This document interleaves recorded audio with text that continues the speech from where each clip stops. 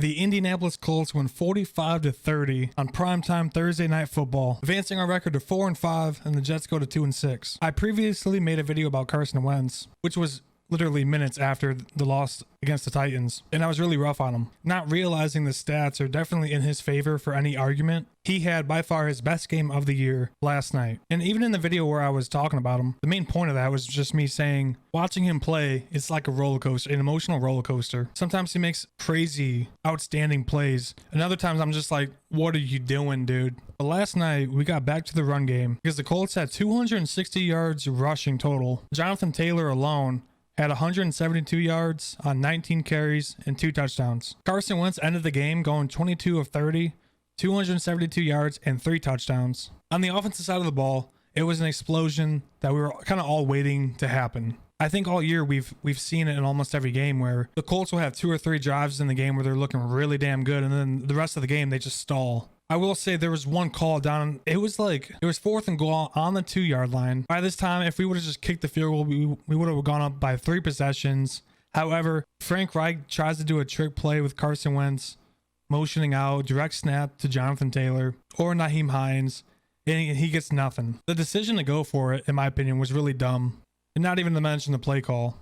Not when you have a chance to go up 3 scores at home. Now let's talk about the defensive side of the ball. The big story in the game was Mike White coming to Indianapolis primetime. This is his chance to show out. And in the time that he was able to play, he did just that.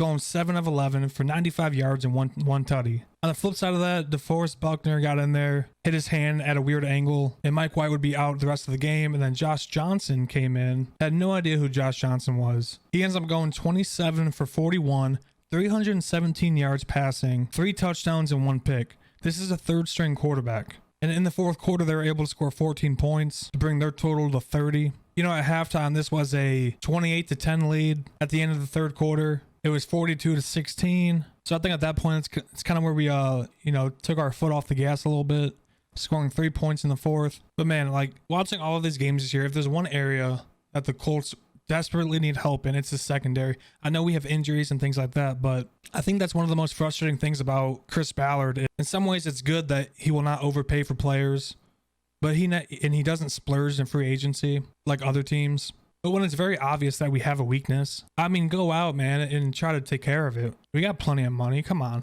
All right, guys, looking at the rest of the Colts schedule, we got the Jaguars at the Colts, so that should be another feel-good win. Then we got to go to Buffalo. Not liking that one. Then we host Tom Brady and the Buccaneers. Not liking that one with the secondary. Then we should have another feel-good win at the Texans.